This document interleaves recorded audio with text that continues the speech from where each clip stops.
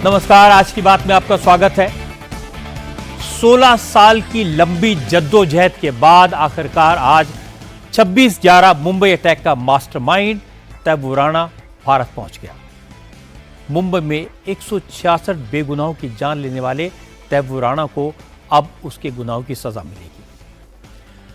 NIA, RAW और विदेश मंत्रालय के 7 अफसरों की टीम विशेष सरकारी विमान से तैमूर राणा को लेकर अब से थोड़ी देर पहले दिल्ली पहुंची है। उसे एयरपोर्ट पर एनआईए ने अरेस्ट किया और वहीं उसका मेडिकल भी कराया गया और अब उसे एयरपोर्ट से सीधे कोर्ट में पेश करने की तैयारी हो रही है। कोर्ट से कस्टडी मिलने के बाद एनआईए की टीम तैमूर राणा से पूछताछ करेगी। इसलिए अभी कुछ दिन तक तैमूर राणा एनआईए की कस्टडी में रहेगा। तिहाड़ जेल में भी तैमूर राणा को रखने की तैयारी कर ली गई है। पता लगा है कि एनआईए की टीम तैमूर राणा को मुंबई भी ले जाएगी। हालांकि हमारी एजेंसीज के पास तैमूर राणा के खिलाफ पुख्ता सबूत हैं। डेविड कॉलमैन हेडली का कबूलनामा है। डेविड हेडली के साथ उसके फोन कॉल्स का कॉन्वर्सेशन रिकॉर्डेड है।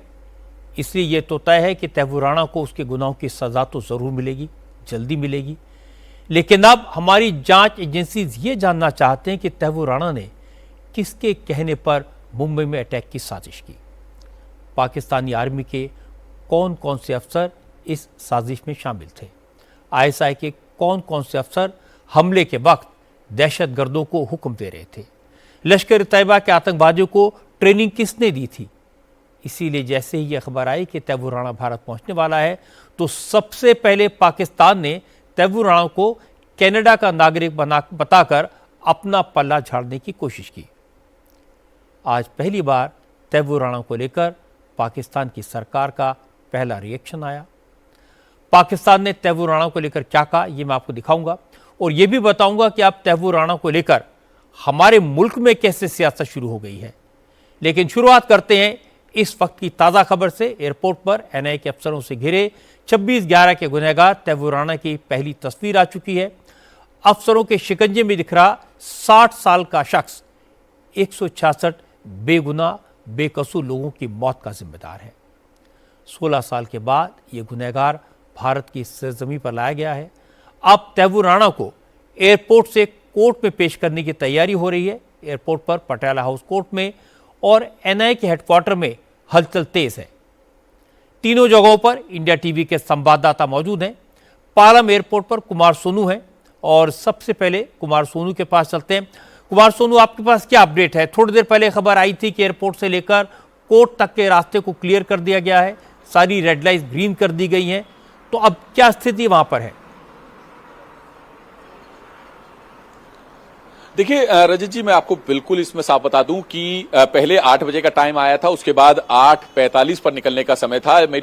मेरा एक सोर्स जो है वो पालम डिफेंस एयरपोर्ट के अंदर मौजूद है। उसका साफ तौर पर कहना है कि अभी जो है कुछ मिनटों का समय और लग सकता है। तकरीबन 14 किलोमीटर का ये पूरा रूट है और रूट की जानकारी हमारे पास है, जिसमें थिम्मैया मार्ग और परेड रोड से होते हुए सीधा धौला कुआं, सरदार पटेल मार्ग, उसके बाद मदर टेरेसा क्रिसेंट मार्ग, वहां से अकबर रोड और अकबर रोड सीधा कनेक्ट होता है इंडिया गेट पर। और इंडिया गेट पर जैसे ही वो टीम पहुंचेगी तैमूर राणा को लेकर, तो वहां से 500 मीटर की दूरी पर ही इंडिया गेट के सर्कल पर ही पटियाला हाउस कोर्ट है, वहां पर उसको पेश किया जाएगा। तो अब कुछ मिनटों का समय और रह रहा है निकलने का। और आप देखें कि जो पहली भी तस्वीर भी दिखी, जिसमें अमेरिकी जो जेल में कैदियों को जो यूनिफॉर्म दी जाती है, उसी यूनिफॉर्म में जो है भारत लाया गया है। बाल जो है सफेद हो चुके हैं, दाढ़ी सफेद हो चुकी है, चश्मा उसने लगाया हुआ है। हालांकि एनआईए की तरफ से जो फ्रंट की फोटो है वो अभी तक रिलीज नहीं की गई है, लेकिन एक तस्वीर जरूर रिलीज की गई है मीडिया के लिए, जिसमें कि ये तस्वीर साफ हो जाए, देश देखे, पूरे 140 करोड़ लोग देखें कि किस तरीके से भारत जो है एक सुपर शक्ति बनता जा रहा है। और अमेरिका जैसे पावरफुल कंट्री से ट्रीटी करने के बाद वहां से पहला प्रत्यर्पण करके तैमूर राणा को हिंदुस्तान लाया गया है। वो तैमूर राणा जो कि मास्टरमाइंड है। कुमार, आपसे एक और अपडेट का मैं इंतजार करूंगा जब वो एयरपोर्ट से उसे ले जाया जाएगा। आपने कहा कि उसे पटियाला हाउस कोर्ट ले जाया जाएगा, तो पटियाला हाउस कोर्ट में अतुल भाटिया मौजूद हैं। अतुल, क्या तैयारियां हैं कोर्ट के बाहर, कोर्ट के अंदर? बिल्कुल रजत जी, देखिए आप तस्वीरें में आपको दिखाना चाहूंगा कि पटियाला हाउस कोर्ट के बाहर पूरी तैयारियां कर ली गई हैं। यहां पर आप देख सकते हैं तमाम आला अधिकारी जो है वो यहां पर मौजूद है। खुद जो नई दिल्ली के डीसीपी हैं देवेश महला, वो आप तस्वीरों में देख सकते हैं कि वो यहां पर खुद पूरी सिक्योरिटी जो है उसको सुपरवाइज कर रहे हैं, ताकि जब पालम एयरपोर्ट से लेकर निकले तहव्वुर राणा को, तो उसके बाद जब पालम एयरपोर्ट से लेकर निकले और पटियाला हाउस पहुंचे तो उस समय पूरी सुरक्षा व्यवस्था जो है वो यहां पर चाक चौबंद हो। तो यहां पर आप देख सकते हैं तमाम आला पुलिस अधिकारी जो है वो यहां पर मौजूद है। जब तहव्वुर राणा को पालम एयरपोर्ट से लेकर निकलेगी जांच एजेंसी एनआईए, तो उसके बाद सीधा पटियाला हाउस कोर्ट लेकर आना है। और इस दौरान जो बीच में जितनी भी रेड लाइट्स है उनको ग्रीन रखा जाएगा और पूरे, क्योंकि एनएसजी के कमांडो, दिल्ली पुलिस की जो स्पेशल सेल जो कि एंटी टेरर यूनिट है, उसके जो कमांडोज हैं वो भी तहव्वुर राणा की सिक्योरिटी में है, ताकि सेफली उसे यहां दिल्ली की पटियाला हाउस कोर्ट में पेश किया जा सके। जो स्पेशल एनआईए जज है जो मिस्टर चंद्रजीत सिंह, उनकी अदालत में तहव्वुर राणा को पेश किया जाना है। यूएपीए का मामला है, इसलिए लगभग 1 महीने तक का रिमांड जो है वो जांच एजेंसी एनआईए को मिल सकता है। और एनआईए की पूरी कोशिश भी यही रहेगी कि पूरा 1 महीने का रिमांड जो है वो तहव्वुर राणा का मिले, ताकि उससे एक लंबी इंटेरोगेशन, इन्वेस्टिगेशन इस पूरे मामले के अंदर हो सके। क्योंकि तहव्वुर राणा जो कि अब हिंदुस्तान पहुंच चुका है, उसके बयान, उससे पूछताछ काफी इंपॉर्टेंट है। किस तरीके से उसका पाकिस्तानी खुफिया एजेंसी आईएसआई से किस तरीके का लिंक था, उसकी जो पाकिस्तान आर्मी है वो किस तरीके से मदद करती थी, किस तरीके का उनका रिलेशन था, क्या चीजें थी, ये तमाम इन्वेस्टिगेशन एनआईए ने करनी है। यही कारण है कि एनआईए तहव्वुर राणा है उसका एक लंबा जो रिमांड है वो लेने की कोशिश करेगी। और माना जा रहा है रजत जी कि जब पालम एयरपोर्ट से तहव्वुर राणा को लेकर निकलेंगे तो 25 से 30 मिनट का समय जो है वो पटियाला हाउस कोर्ट पहुंचने में तहव्वुर राणा को लगेगा। तो इसका इंतजार यहां पर किया जा रहा है। जी अतुल, आप ठीक कह रहे हैं। तहव्वुर राणा का एक रिमांड लेने की कोशिश होगी और कोर्ट में पेशी के बाद तहव्वुर राणा को रिमांड लेने के बाद एनआईए हेडक्वार्टर लाया जाएगा, वहां रखा जाएगा। तो एनआईए हेडक्वार्टर के बाहर भी हमारे संवाददाता अभय पाराशर मौजूद हैं और एक बार अभय से बात करते हैं। अभय, क्या अपडेट है आपके पास में? देखिए बिल्कुल रजत जी, क्योंकि आज पहली रात कस्टडी में लेने के बाद एनआईए हेडक्वार्टर में बीतेगी और जो तहव्वुर राणा है इसके ऊपर आईएसआई, लश्कर तैयबा, कई आतंकी संगठनों की नजर है। क्योंकि अब ये एनआईए के सामने तमाम राज पाकिस्तान के खोलेगा, किस तरीके से हेडली के साथ मिलकर 26/11 की पूरी कॉन्स्पिरेसी इसने रची, पूरी साजिश में शामिल था, जिसकी एनआईए ने सप्लीमेंट्री चार्जशीट भी दाखिल की थी और बताया था कि किस तरीके से अपनी इमिग्रेशन कंपनी से 6 महीने का वीजा दिलवाया था हेडली को और उसके बाद मुंबई में इतना बड़ा हमला कराया। लगातार जो इसका संपर्क था वो था पाकिस्तान की खुफिया एजेंसी आईएसआई के कमांडर्स के साथ, उनको एक एक जानकारी दी जा रही थी रजत जी, क्योंकि थ्रेट है कि ये भारतीय एजेंसी के सामने पाकिस्तान को बेनकाब करेगा। यही वजह है कि किसी तरीके का कोई हमला ना हो जाए। अब से थोड़ी देर पहले ये बिल्कुल एनआईए का मुख्य गेट है, इसके बाहर पूरी तरीके से सिक्योरिटी को रिव्यू किया गया। डॉग स्क्वाड की टीम, स्पेशल सेल की टीम, पास में ही आईबी का दफ्तर है। मुख्य गेट अगर मैं आपको दिखाना चाहूं रजत जी, तो वहां पर विक्रांत गाड़ी जो है दिल्ली पुलिस की स्पेशल सिक्योरिटी की जो गाड़ी है उसको तैनात किया गया है मुख्य गेट पर। यहीं से एंट्री की जाएगी आतंकी राणा को लेकर, जिसमें स्पेशल सेल की यह जिम्मेदारी है कि एनआईए को और साथ ही इस आतंकी को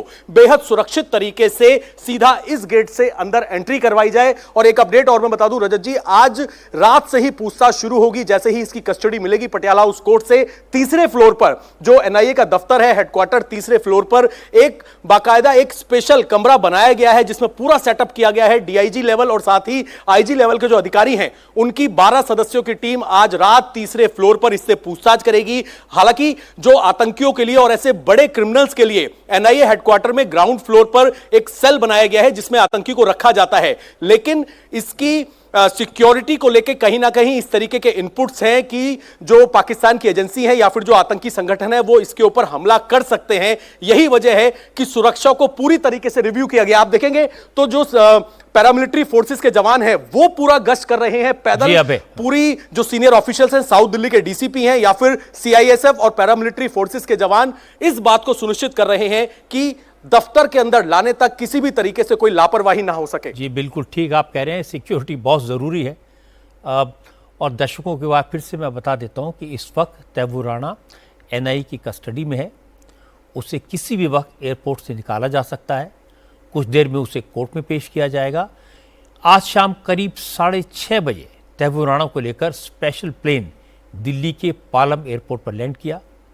एनआईए ने एयरपोर्ट पर ही उसकी गिरफ्तारी की फॉर्मेलिटीज़ पूरी की। राणा को लेकर जिस समय स्पेशल प्लेन एयरपोर्ट पर लैंड हुआ उस वक्त पालम एयरपोर्ट के टेक्निकल एरिया से लेकर पटियाला हाउस कोर्ट तक जबरदस्त सिक्योरिटी अरेंजमेंट्स किए गए थे। पूरे रास्ते में दिल्ली पुलिस और पैरामिलिट्री फोर्सेस के जवानों के साथ साथ स्नाइपर्स और कमांडोज तैनात थे। एनआईए ने तैमूर राणा से पूछताछ के लिए अपने हेडक्वार्टर में एक खास सेल तैयार किया है। उससे पूछताछ के लिए एनआईए की एक स्पेशल टीम बनाई गई है। तैमूर राणा की सेल में जाने के लिए कुछ खास लोगों को ही परमिशन दी जाएगी। एनआईए को तैमूर राणा से 26/11 के हमले की साजिश के कई राज उगलवाने हैं। इस हमले में लश्कर तैयबा के साथ साथ पाकिस्तान की फौज और आईएसआई की भूमिका की हकीकत जाननी है। तैमूर राणा ने किसके कहने पर डेविड कॉलमैन हेडली को भारत भेजा था?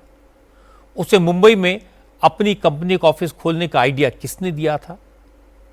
इसके लिए फंड कहां से आए? पाकिस्तान से कितना पैसा मिला? मुंबई में आतंकवादी हमले से पहले वो भारत क्यों आया था? उसने मुंबई के अलावा दिल्ली, आगरा, अहमदाबाद, कोच्चि, आगरा और हापुड़ का दौरा क्यों किया? क्या मुंबई के अलावा दूसरे शहरों पर भी हमले की साजिश थी? ऐसे बहुत सारे सवाल हैं जिनके जवाब तैमूर राणा को देने हैं। हालांकि तैमूर राणा ने अमेरिका की अदालत में यह दावा किया था कि उसको मुंबई हमले की साजिश के बारे में कोई जानकारी नहीं थी। डेविड हेडली बचपन में उसके साथ पढ़ता था, इसलिए वह हेडली को जानता था। तैमूर राणा ने अमेरिका की कोर्ट में दावा किया था कि हेडली ने बार बार ये रिक्वेस्ट की कि वो अपनी इमिग्रेशन कंपनी की एक ब्रांच मुंबई में खोले। उसने इसकी परमिशन हेडली को दे दी, यही उसका कसूर है। इसकी दलीलों पर यकीन करने के बाद अमेरिका की कोर्ट ने इस शातिर अपराधी को मुंबई के टेररिस्ट अटैक के केस में बरी कर दिया था। लेकिन बाद में वायदा माफ गवाह बनने के बाद डेविड कॉलमैन हेडली ने एफबीआई को बताया था कि तैमूर राणा शुरू से मुंबई हमले की साजिश का हिस्सा था और उसने खुद भी 8 बार भारत जाकर हमले के टारगेट्स के लिए रैकी की थी। इसलिए अब तैमूर राणा के पास बचने का कोई स्कोप नहीं है। उसके खिलाफ पुख्ता सबूत हैं, इसलिए अब तैमूर राणा का कोई झूठ नहीं चलेगा, उसे सजा भुगतनी ही पड़ेगी। और बड़ी बात यह कि तैमूर राणा के भारत पहुंचने से सबसे ज्यादा परेशान अगर कोई है तो पाकिस्तान है, आईएसआई है, वहां की फौज है। आज तैमूर राणा भारत पहुंचता उससे पहले ही पाकिस्तान ने सफाई देनी शुरू कर दी। पाकिस्तान के विदेश मंत्रालय के प्रवक्ता ने कहा, तैमूर राणा पाकिस्तानी ओरिजिन का जरूर है, लेकिन अब उसका पाकिस्तान से कोई ताल्लुक नहीं है। पिछले 20 साल से उसने अपना पाकिस्तानी पासपोर्ट रिन्यू नहीं किया है। पाकिस्तान की सरकार ने कहा, तैमूर राणा कनाडा का सिटीजन है, इसलिए इस केस से पाकिस्तान का कोई लेना देना नहीं है। Tahawwur Rana issue we have conveyed our position regarding. जहां तक तहव्वुर राणा का मसला है तो हमने उसकी कनाडा की नागरिकता के हवाले से अपना रुख साफ कर दिया है। जहां तक हमारे रिकॉर्ड बताते हैं कि उसने पिछले 2 दशकों में कभी यहां की सिटीजनशिप के लिए अर्जी ही नहीं दी है। इस बारे में आगे जो भी जानकारी होगी वो हम समय आने पर आपको देंगे। पाकिस्तान की सरकार अच्छी तरह जानती है कि तैमूर राणा जुबान खोलेगा तो पाकिस्तान बेनकाब होगा। पाकिस्तानी फौज के उन अफसरों के नाम सामने आएंगे जिन अफसरों ने लश्कर तैयबा के साथ मिलकर मुंबई में आतंकवादी हमले की साजिश रची थी, दहशतगर्दों को ट्रेनिंग दी थी, हथियार दिए थे और आतंकवादियों को बोट के जरिए समंदर के रास्ते मुंबई भेजने का इंतजाम किया था। इसीलिए जैसे ही तैमूर राणा भारत पहुंचा तो पाकिस्तान ने उससे पल्ला झाड़ने की कोशिश की, जबकि हकीकत यह है कि तैमूर राणा कनाडा के साथ साथ पाकिस्तान का भी नागरिक है, क्योंकि कनाडा और पाकिस्तान दोनों ही ड्यूअल सिटीजनशिप देते हैं, दोहरी नागरिकता देते हैं। पाकिस्तान के विदेश मंत्रालय ने कहा कि पिछले 20 साल से तैमूर राणा ने अपना पाकिस्तानी पासपोर्ट रिन्यू नहीं कराया, लेकिन 2008 में मुंबई हमले के पहले तैमूर राणा लगातार पाकिस्तान आता जाता रहता था। वो पाकिस्तानी फौज में डॉक्टर रह चुका था, इसलिए आर्मी के अफसरों और आईएसआई के अधिकारियों से मिलता था। उसने लश्कर तैयबा के आतंकवादियों साजिद मीर, ज़कीउर रहमान लखवी और हाफिज सईद से कई बार मुलाकात की। वो मुंबई हमले के दौरान डायरेक्शन देने वाले मेजर इकबाल से भी मिला था। तैमूर राणा ने डेविड हेडली के साथ मुंबई आकर हमले के टारगेट्स की रैकी की थी। इस बात के सबूत एजेंसियों के पास हैं कि तैमूर राणा ने पहले मुंबई में जलवायु विहार को निशाना बनाने की प्लानिंग की थी, क्योंकि इस सोसाइटी में आर्मी के रिटायर्ड अफसर रहते थे। तैमूर राणा आर्मी ऑफिसर्स को निशाना बनाकर 1971 के युद्ध में पाकिस्तान की हार का बदला लेना चाहता था। तैमूर राणा 2008 में जब मुंबई आया तो जलवायु विहार के पास एक होटल में रुका था। हालांकि बाद में आईएसआई के कहने पर छत्रपति शिवाजी टर्मिनस और ताज होटल को टारगेट करने का फैसला हुआ। इसके बाद तैमूर राणा ने टारगेट की लोकेशंस और नक्शे पाकिस्तान की फौज को भेजे, इसलिए पाकिस्तान घबरा रहा है।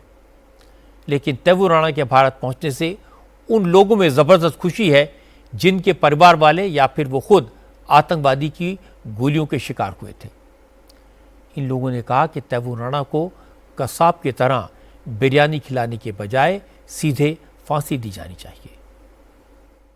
26/11 के पहले, मतलब उसके पहले किसी भी मतलब अमेरिका से लेके कोई भी देश को जिंदा टेररिस्ट नहीं पकड़ा गया था।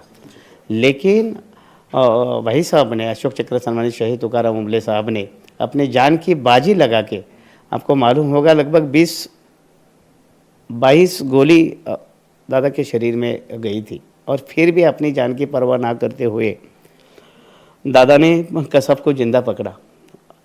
तो इसीलिए अभी ये 26/11 का मास्टरमाइंड हेडली था, उसका साथीदार जो तैमूर राणा जो भारत में आ रहे हैं, उसको जल्द से जल्द कड़ी सजा होनी चाहिए। पाकिस्तान का असली चेहरा विश्व के सामने आया है, तो तैमूर राणा को जल्द से जल्द फांसी की सजा होनी चाहिए, ये हमारी मांग है।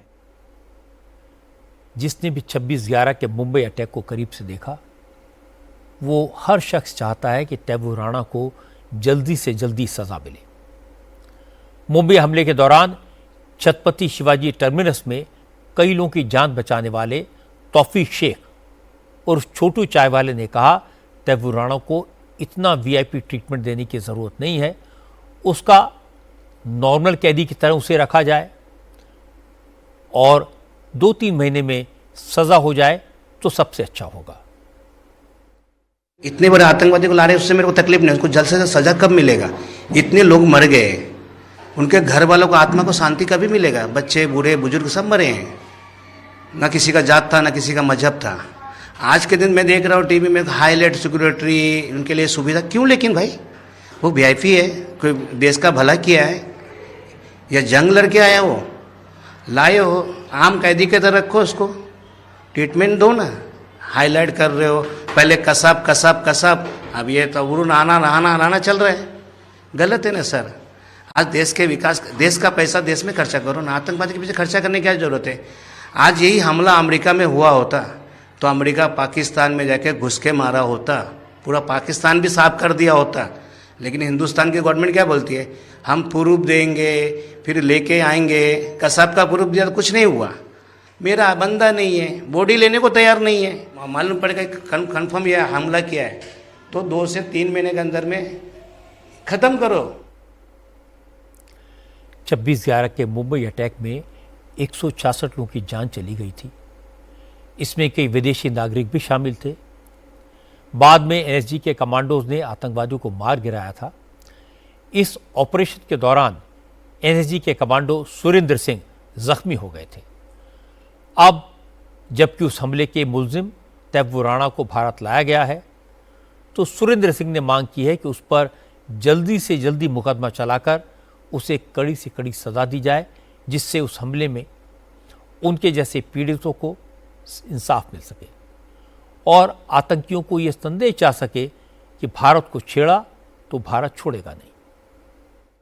तैमूर राणा ने इस पूरे मामले से पहले इसकी रेकी की, पूरा हिंदुस्तान के अंदर यहाँ पर रहा, आगरा भी रहा, हापुड़ रहा, लखनऊ गया, मुंबई रहा, और पूरी रेकी करने के बाद यहाँ से इस हमले से 5 दिन पहले यहाँ से गया। यहाँ पर बहुत सारे स्लीपर सेलों से मिला, बहुत सारे लोगों के साथ रहा और उसके जाने के बाद पूरा हमले को लॉन्च कराने से लेके और आखिरी क्षण तक जो है ना ताबूर राणा इस हमले को अंजाम दे रहा था।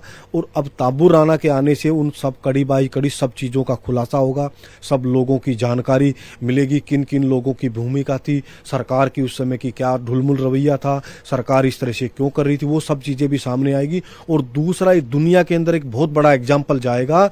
अब कोई भी लोग अगर आतंकवादियों की मदद करेगा तो कभी न कभी उसका ताबूर राणा जैसे आदमी को कभी भी कोई देश, कोई हिंदुस्तान दोबारा पकड़ लाएगा। और उन सब लोगों को भी न्याय मिलेगा जो उसमें विक्टिम है, मेरी तरह जो जख्मी हुए, जो लोग उसमें मारे गए, उन परिवारों को भी जो है ना लगेगा कि भाई आज हिंदुस्तान की तरफ अगर कोई आंख उठा के देखेगा तो उसकी आंखें निकालने की ताकत हिंदुस्तान रखता है।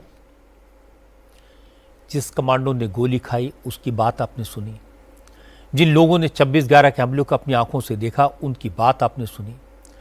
अमेरिका ने भी आज ये कहा कि तैमूर राणा को भारत लाए जाने के बाद लोगों को न्याय मिलेगा, इसके उस पूरे यकीन है।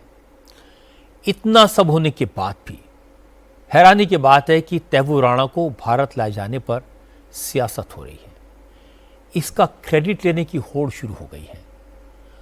कांग्रेस की तरफ से पी चिदम्बरम ने एक बयान जारी किया। कांग्रेस की सरकार में होम मिनिस्टर रहे पी चिदम्बरम ने कहा, बीजेपी सरकार हर बात का क्रेडिट खुद लेना चाहती है, तैमूर राणा के केस में भी यही हो रहा है। जबकि हकीकत यह है कि तैमूर राणा के एक्स्ट्राडिशन की कोशिश कांग्रेस सरकार के वक्त ही शुरू हो गई थी। उस वक्त की सरकार ने अमेरिका को तैमूर राणा के खिलाफ सारे सबूत सौंपे थे। इसके बाद कांग्रेस के कई और नेताओं के बयान भी आए। महाराष्ट्र कांग्रेस के नेता विजय वट्टेटीदार ने कहा कि मोदी सरकार चुनावी फायदे के लिए तैमूर राणा को भारत लाई है। वट्टेटीदार ने कहा कि महाराष्ट्र में लोकल बॉडी के इलेक्शन होने वाले हैं, अब बीजेपी तैमूर राणा का नाम लेकर वोट मांगेगी, ये ठीक नहीं है। वो ला रहे हम लोग, देखिए लाया जा रहा है, पर 15 साल अभी 12 साल क्यों लगे? केंद्र सरकार आके यहाँ पे बैठी है, 12 साल से केंद्र में सरकार है, 11 साल से, तो ये क्यों नहीं हुआ? अब चुनाव के वक्त अगर लाते हैं, दाऊद का फिर क्या हुआ? अब ये सब बातें इसलिए इम्पोर्टेंट है कि कारपोरेशन के चुनाव है, उसका राजनीति करके खुद का फायदा करने के लिए इसका उपयोग नहीं होना चाहिए, और उसको फांसी की सजा देने के लिए तत्परता सरकार बताए और जल्द से जल्द उसको फांसी दे। ऐसी सारी बातों का जवाब दिया कॉमर्स मिनिस्टर पीयूष गोयल ने। पीयूष गोयल आज मुंबई के उसी ताज होटल में थे जहां आतंकवादियों ने हमला किया था। पीयूष गोयल ने कहा, जब हमला हुआ तो कांग्रेस ने पाकिस्तान को कड़ा जवाब तक नहीं दिया। पकड़े गए आतंकी कसाब को बिरयानी खिलाई, लेकिन अब मोदी सरकार है, आतंकवादियों से कोई नरमी नहीं होगी। कांग्रेस सरकार के समय हम जिस होटल में खड़े हैं, यहीं पर आतंकवादियों ने हमला किया था। ये होटल पे लोगों की जान गई थी, लेकिन कांग्रेस की सरकार ने कुछ किया नहीं आरोपियों के ऊपर सख्त सजा दिलाने के लिए, बल्कि जो पकड़ा गया था कसब, उसको भी बिरयानी खिलाते थे।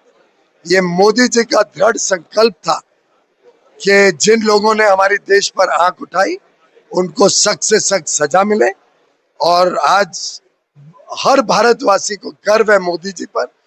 विशेषकर हम सब मुंबईकर कृतज्ञ हैं मोदी जी के कि ऐसे लोग जिन्होंने हमारे देश के ऊपर हिंसक आक्रामक हमला किया था, उनको हम भारत के धरती पर भारत के कानून के अंतर्गत सजा दिलाएंगे।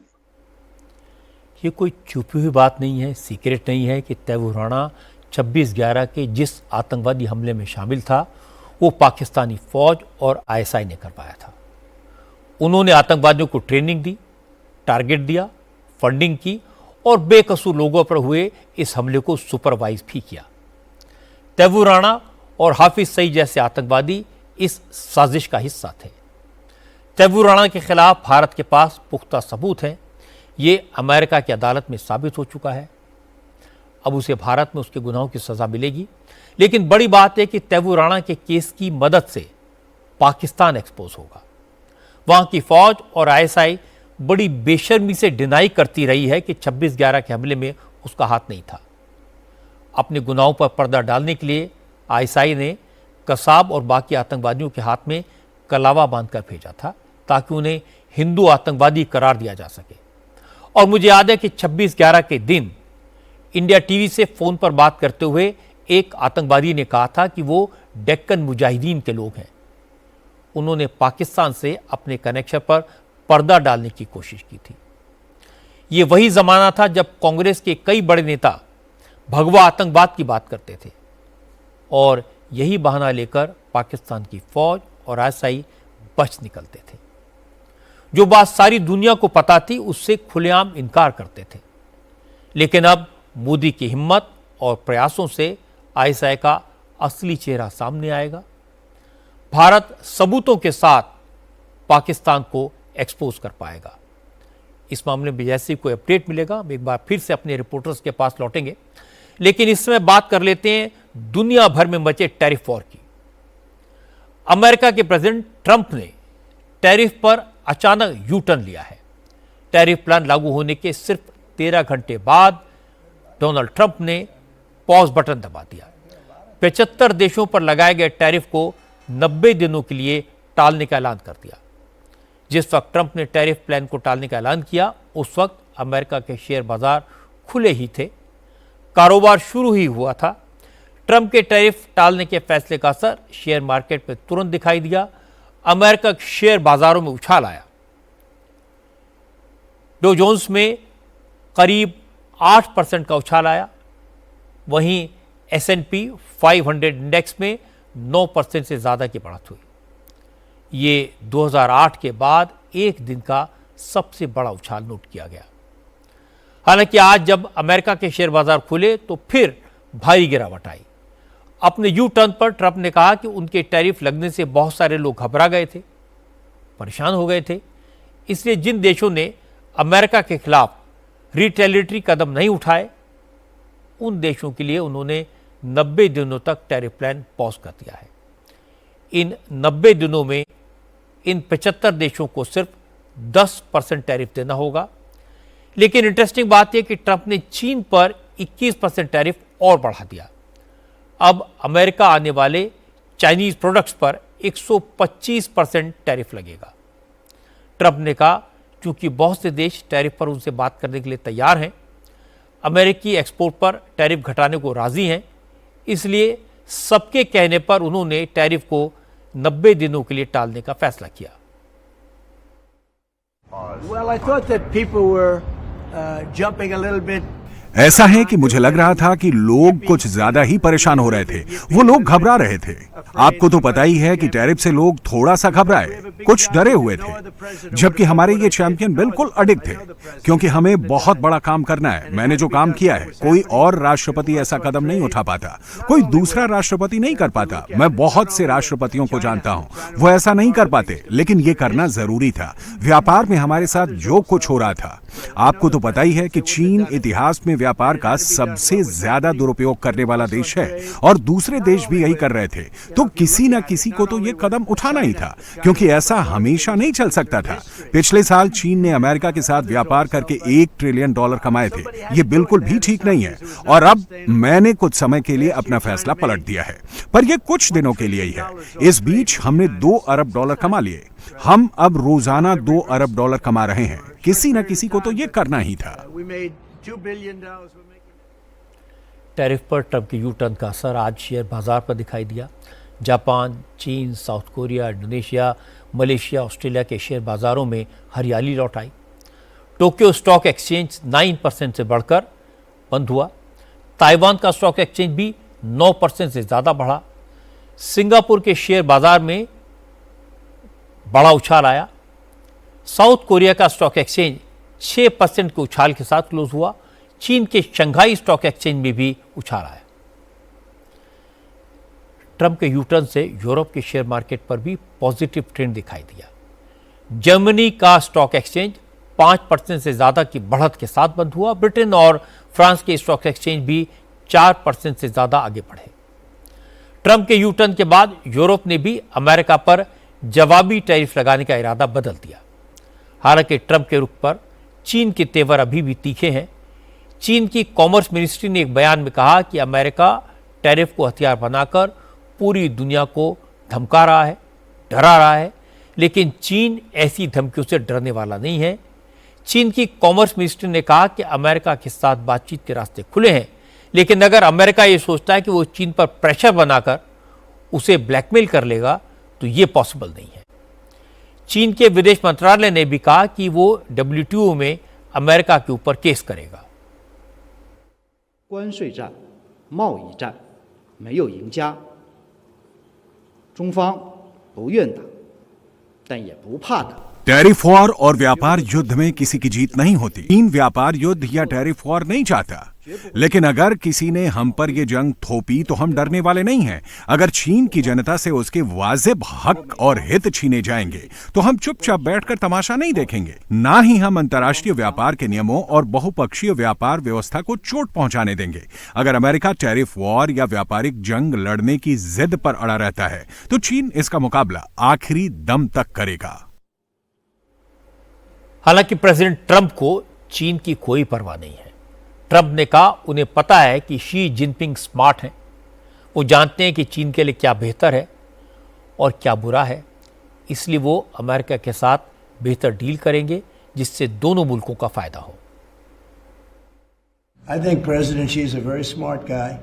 नहीं, चीन को लेकर मैं ज्यादा चिंतित नहीं हूं। मुझे लगता है कि प्रेसिडेंट शी जिनपिंग बहुत स्मार्ट इंसान हैं और मुझे लगता है कि हम दोनों मिलकर बहुत अच्छी डील कर लेंगे जो दोनों देशों के लिए अच्छी होगी। लेकिन जहां तक दोनों देशों के बीच बुनियादी टकराव का सवाल है जो आपने पूछा, तो मुझे लगता है कि प्रेसिडेंट शी जिनपिंग ऐसे शख्स हैं जिनको पता है कि क्या करने की जरूरत है। वो बहुत स्मार्ट हैं, वो अपने देश से प्यार करते हैं। मुझे यह हकीकत पता है, मैं उनको अच्छे से जानता हूं और मुझे लगता है कि वो हमारे साथ डील करना चाहेंगे।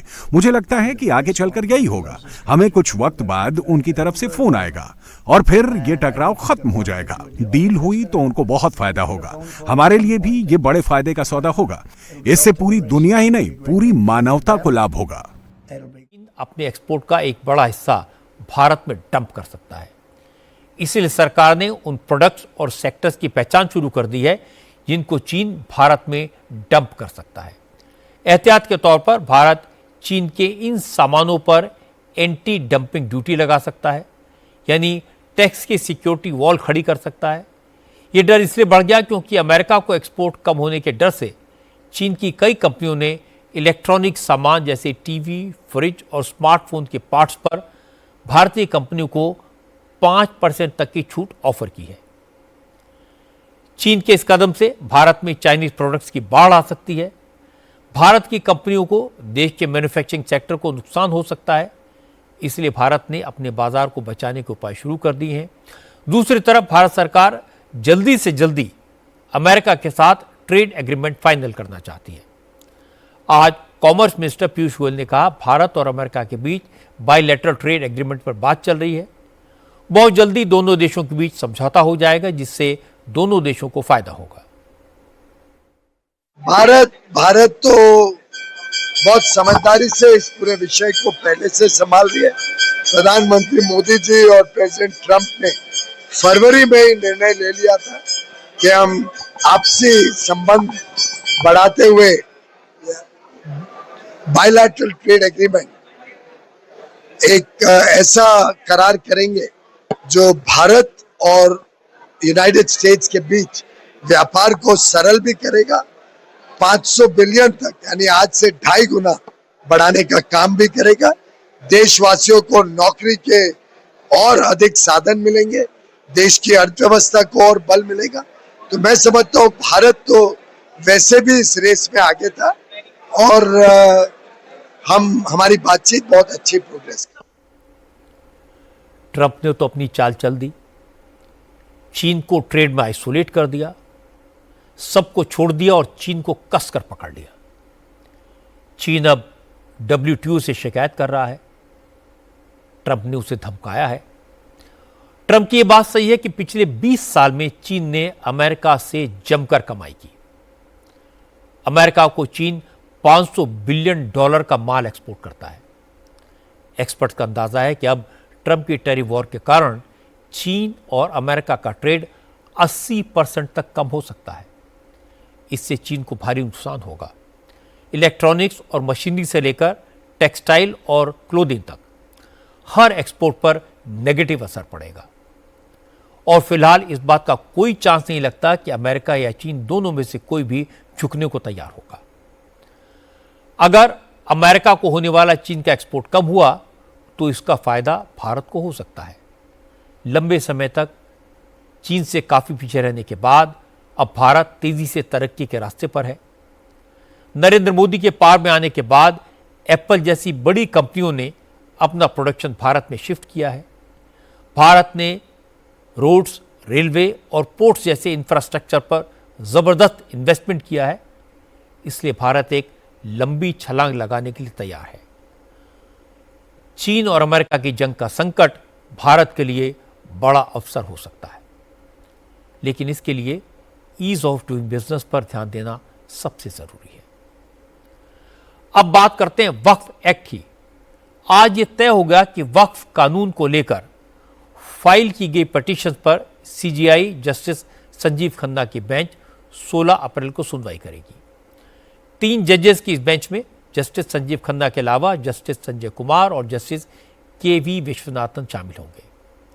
अभी तक सुप्रीम कोर्ट में जो पिटीशन फाइल हुई थी वो वक्फ एक्ट के खिलाफ थी, लेकिन आज हिंदू महासभा और दूसरे संगठनों की तरफ से वक्फ एक्ट के सपोर्ट में भी याचिकाएं दाखिल की गई। अब ममता बनर्जी की पार्टी तृणमूल कांग्रेस की सांसद महुआ मोइत्रा भी वक्फ कानून के खिलाफ सुप्रीम कोर्ट पहुंच गई। एक तरफ वक्फ कानून को कोर्ट में चैलेंज किया जा रहा है, दूसरी तरफ इसके खिलाफ पश्चिम बंगाल में जबरदस्त प्रोटेस्ट हो रहे हैं। आज पश्चिम बंगाल में जमीयत उलमाए हिंद के अध्यक्ष सिद्दीकुल्लाह चौधरी की लीडरशिप में हजारों मुसलमान सड़कों पर उतरे। हावड़ा और कोलकाता में जगह जगह ट्रैफिक जाम कर दिया। सड़कों पर इकट्ठा हुए लोगों ने कई घंटों तक वक्फ बिल के विरोध में नारे लगाए। और मैं आपको बता दूं कि सिद्दीकुल्लाह चौधरी ममता बनर्जी की कैबिनेट में मंत्री भी हैं। कोलकाता में पहले जमीयत उलमाए हिंद की तरफ से प्रोटेस्ट हुआ, इसके बाद कोलकाता के रामलीला ग्राउंड में रैली हुई। रैली में जमीयत के नेताओं ने लोगों से कहा कि वो गांव-गांव जाकर वक्फ एक्ट के खिलाफ लोगों को इकट्ठा करें, इस कानून का विरोध करने के लिए कहें, इस एक्ट के खिलाफ सिग्नेचर कैंपेन चलाएं। तय किया गया कि वक्फ एक्ट के खिलाफ कम से कम 1 करोड़ लोगों के साइन करवाकर मेमोरेंडम प्रधानमंत्री नरेंद्र मोदी को भेजा जाएगा। इस रैली में सिद्दीकुल्लाह चौधरी ने कहा कि वक्फ एक्ट ने देश के मुसलमानों का खून गर्म कर दिया है, इसे किसी भी कीमत पर बर्दाश्त नहीं किया जाएगा। आज का ये अजीमुशान तारीखी वक्फ विरोधी वक्फ बिल के विरोध में ये प्रोग्राम हम लोगों ने अंजाम देना शुरू किया है। अब तक की जो रिपोर्ट है कमोबेश 1500 गाड़ी और आगे पीछे 2000 गाड़ी कलकत्ता पहुंच चुकी है। जो लोग यहाँ बैठे हैं इससे 10 गुना लोग बाहर हैं। 2-2.5 लाख आदमी जमा अल्हम्दुलिल्लाह हो चुके हैं। बदनसीबी ये बिल कानून में बदल गया तो लोगों के खून में गर्मी पैदा हो गई, इसलिए आप और हम लोग जमा हुए हैं। सब लोग मिल करके इसको विरोध करेंगे। हाथ उठा के बोले इंशाल्लाह, ठीक है ना? और ये चलेगा इंशाल्लाह। वक्फ कानून की मुखालफत करने वाले मौलाना लोगों को ये कहकर भड़का रहे हैं कि इस कानून के जरिए सरकार मुसलमानों की प्रॉपर्टी पर कब्जा कर लेगी, मस्जिद, मदरसे और कब्रिस्तानों की ज़मीन छीन ली जाएगी। आज जमीयत के रैली में आए ज़्यादातर मौलानाओं के भाषण में यही बात मेन थी। नखोदा मस्जिद के इमाम मौलाना रहमानी ने कहा, सरकार दिखावे के लिए मुसलमानों के भले की बात कह रही है, लेकिन हकीकत यह है कि सरकार की नीयत में खोट है। मौलाना रहमानी ने कहा कि इस कानून के खिलाफ मुसलमान दिल्ली तक अपनी आवाज़ पहुंचाएंगे और पार्लियामेंट को हिला देंगे। आज मुसलमानों के प्रॉपर्टी को, उनकी जायदाद को नाजायज तरीके से कब्जा करने की नापाक कोशिश हो रही है, लेकिन आप ये दिखाना चाहते हैं, बताना चाहते हैं कि ये मुसलमानों की भलाई है। वसीम बरेलवी ने कहा है, हम बताएं तो बताने की जरूरत क्या है, किसको मालूम नहीं आपकी नीयत क्या है। हम इस कानून को नहीं मानते हैं, आप इस कानून को वापस लीजिए और इंशाअल्लाह कलकत्ता के रामलीला मैदान से लेकर के दिल्ली के रामलीला मैदान तक हम पहुंचेंगे और पार्लियामेंट को भी हिला करके रख देंगे इंशाअल्लाह ताला। नारे तकबीर, नारे तकबीर। चूंकि कोलकाता में ये प्रोटेस्ट सिद्दीकुल्लाह चौधरी की अगुवाई में हुआ। सिद्दीकुल्लाह चौधरी ममता बनर्जी के सरकार में मंत्री हैं और ममता बनर्जी खुद कह चुकी है कि बंगाल में वक्फ कानून लागू नहीं होने देंगी, इसलिए बीजेपी ने ममता बनर्जी को निशाना बनाया। केंद्रीय मंत्री सुकांता मजूमदार ने कहा, बंगाल में वक्फ कानून के खिलाफ जो प्रोटेस्ट हो रहे हैं, जो हिंसा हो रही है, इस सब के पीछे सिर्फ और सिर्फ ममता बनर्जी हैं। सब कुछ उन्हीं के इशारे पर हो रहा है। ये ममता बनर्जी चाह रही है, इसलिए वायलेंस हो रहे हैं। अगर हमारे हाथ में छोड़ दे 15 मिनट में सारे वायलेंस खत्म कर देंगे। ममता बनर्जी खुद वायलेंस करा रही है और वो चाहती है, इसलिए वायलेंस हो रहा है। ये पॉलिटिकली मूवमेंट है पूरा। ये 26,000 जो नौकरी चली गई, लगभग 20-22 लाख युवा और युवती इससे वंचित हुए हैं, इससे डिप्राइव्ड हुए, इससे पूरा जो आकर्षण है, दृष्टि है, उसको हटाने के लिए कोशिश है। देखिए पश्चिम बंगाल में तो पश्चिम बंगाल तो भारत के बाहर नहीं है। भारत का एक्ट है, वो सब पर लागू होता है, पूरे देश में लागू होता है और लागू होगा। और मुझे लगता है कि उन्होंने जो बोला है तो किसी की संपत्ति में हाथ नहीं आएगा, तो ऐसे ही एक्ट ऐसा ही है। इस एक्ट के द्वारा मुसलमानों की किसी भी संपत्ति के ऊपर कोई हाथ नहीं डालने वाला है। ममता बनर्जी और उनके लोगों को गलत समझा रहे हैं। सुकांता मजूमदार आज नॉर्थ 24 परगना में थे। उन्होंने बसीरहाट में रामनवमी की शोभा यात्रा निकाली। इस शोभा यात्रा में भारी भीड़ उमड़ी।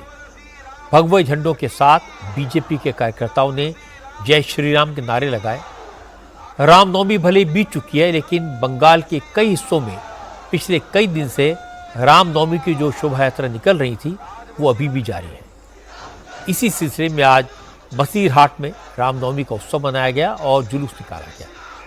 इसमें सुकांता मजूमदार के साथ मिथुन चक्रवर्ती भी शामिल हुए।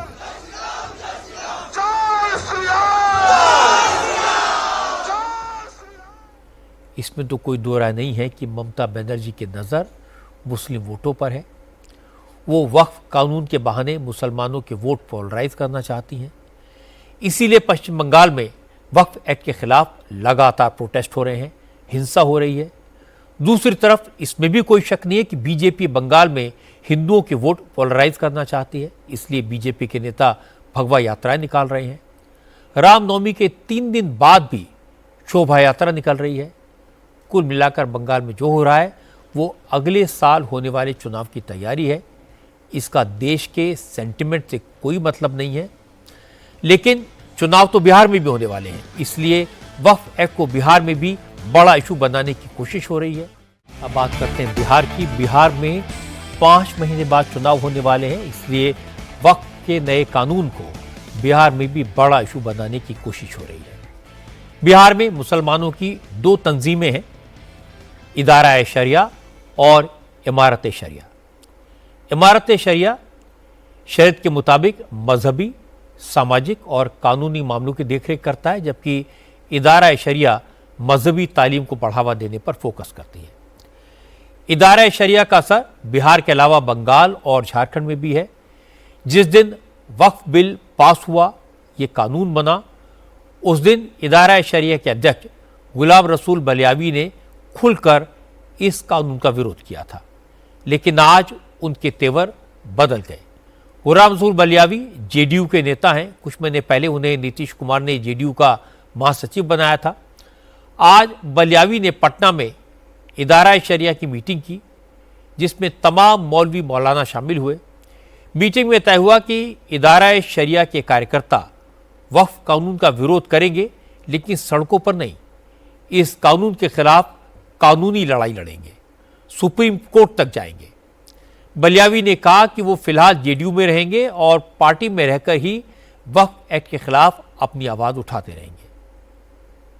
पहला तो ये हुआ कि इदारे शरिया खानकाहों के साथ मिल करके वक्फ सेल का गठन किया है, और ये वक्फ सेल जिसमें पूरे बिहार के हर जिला से नुमाइंदे, जिसमें वकला, एडवोकेट्स और दिगर मज़ाहिब के लोग भी इसमें शामिल होंगे, और इस सेल के माध्यम से आगे की कानूनी लड़ाई भी होगी। इसी के माध्यम से जो हमारे गांव में, इलाकों में, प्रखंड में, पंचायतों में जो मस्जिद, कब्रिस्तान, दरगाह जो वक्फ में नहीं है, उसको हम 6 माह के अंदर अंदर कैसे वक्फ में पहले ले लें, उसके बाद की आगे तय की जाएगी और न्यायालय भी जाएगा, इदारे शरिया माननीय सुप्रीम कोर्ट। कई लोग ये भी कह रहे थे कि राजनीति से हटकर, यानी जेडीयू से आपको इस्तीफा दे देना चाहिए।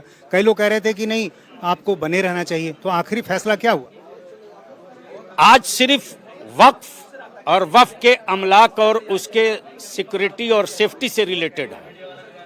राजनीतिक मामले पर जो हमको फैसला या जो करना है, वह हमारे लोगों ने जो बताया है, वो आने वाले दिनों में वो घोषणा करें। नीतीश कुमार के साथ अभी बने रहेंगे?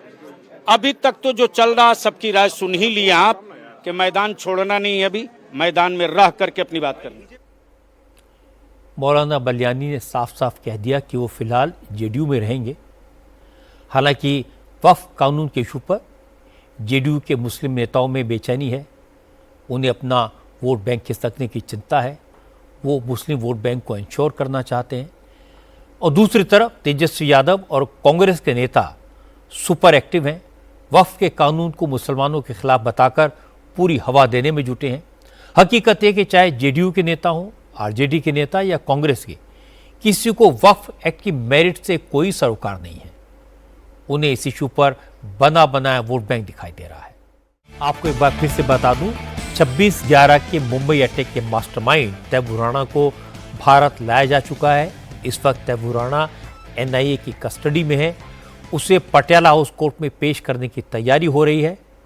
उसे एयरपोर्ट से कितनी देर में बाहर लाया जाएगा, इस पर एक अपडेट ले लेते हैं। पालम एयरपोर्ट पर हमारे संवाददाता कुमार सोनू मौजूद हैं। कुमार, तैमूर राणा को एयरपोर्ट से लाने में काफ़ी देर हो रही है, क्या खबर है आपके पास में? अंदर की स्थिति क्या है? देखिए रजत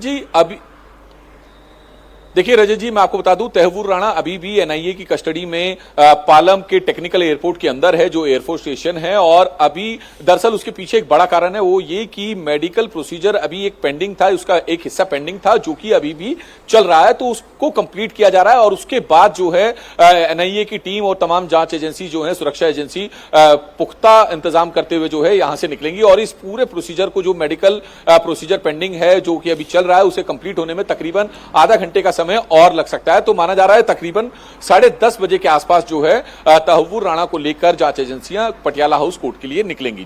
जी कुमार सोनू, बहुत बहुत शुक्रिया। हम लगातार आपसे अपडेट लेते रहेंगे। तैमूर राणा इस वक्त भी पालम एयरपोर्ट पर मौजूद है। पटियाला हाउस के कोर्ट में जज मौजूद हैं, वकील तैयार हैं और इंतजार है तैमूर राणा के कोर्ट पहुंचने का।